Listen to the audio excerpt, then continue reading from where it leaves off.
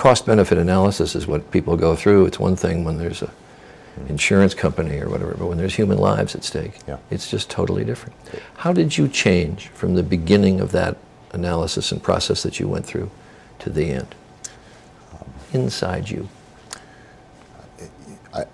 I think that there is a sobriety that overcomes you during the course of a decision like this that's hard to describe. Look, we've had to make a lot of tough decisions this year.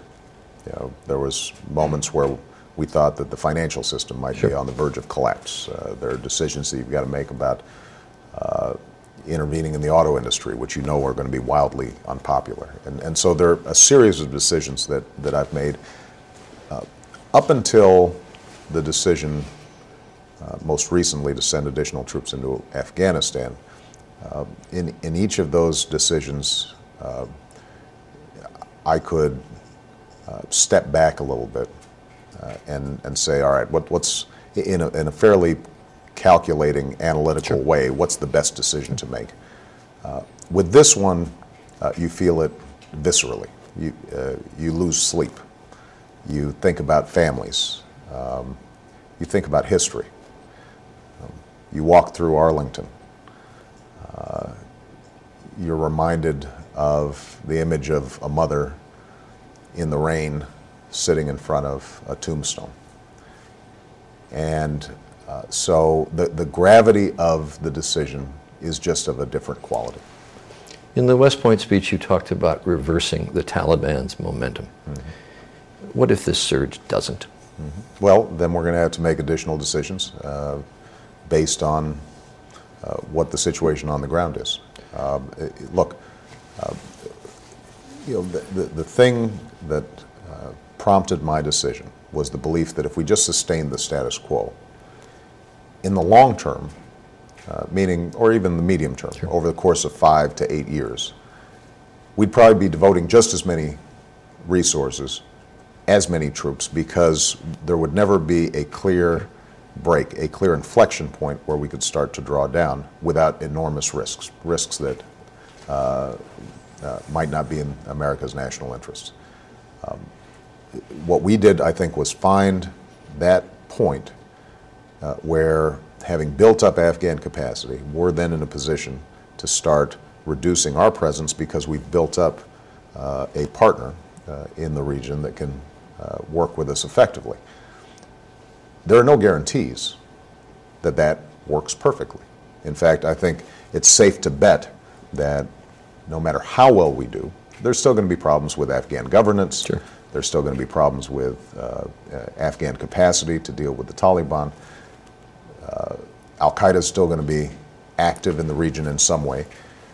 So, as I said before, my job is to make the best decisions possible given the circumstances. And the circumstances are, you've got a very unruly place in that border region between Afghanistan and Pakistan. It is going to take, I think, a long time for us to reverse the mindset that is leading young Afghans and young Pakistanis and jihadists from the region to direct their anger and frustration at the United States. But what we can do, I think, is create an environment in which those impulses are contained and that over time we're reversing this dynamic. It's going to go in fits and starts. It's not going to be a smooth line. It's not going to be a smooth trajectory. Even in Iraq, as I said, it's gone as well as I think we could have hoped, but you still see the occasional bombing there that kills civilians. You still see enormous problems in terms of just getting an election law passed. So in all these situations, what we're doing is managing a difficult situation, but putting us on a trajectory where you can see the possibilities of long-term change in the region. The one question about which it seems the United States public is skeptical of what you're doing is the question of whether the U.S. has to defeat the Taliban in order to defeat Al-Qaeda. People don't see the Taliban necessarily as a threat to the United States. Well, actually, I've been very clear that our job is to degrade Taliban capacity. Look, there are members of the Taliban who don't have some global jihadist view. They're just a member of a tribe. Yep. They're looking for a job. They see this as an opportunity. And those are the folks who I think potentially you can reintegrate into Afghan society.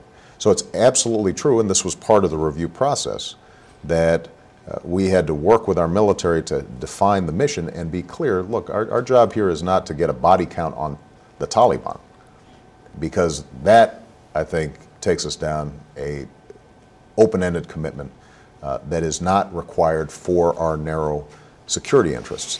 What is required is making sure that you don't have an entire nation, Afghanistan, or huge swaths of Afghanistan and Pakistan that are so lawless that it is difficult for us to keep up the pace of offensive activities against Al-Qaeda. One of the unwritten stories this year is we have been very successful in going after Al-Qaeda and keeping them pinned down. And I believe that that has saved American lives and lives of our allies, because they really can't operate with the kind of impunity that they did prior to 9/11. But in order to do that, we've got to make sure that we've got a platform in that region that allows us to keep that pressure on. And we can't expect to have that same kind of ability to be on the offensive against Al-Qaeda if you've got Afghanistan in utter chaos, or if you've got a Taliban that is controlling huge parts of the region and are actively engaged in planning with Al-Qaeda.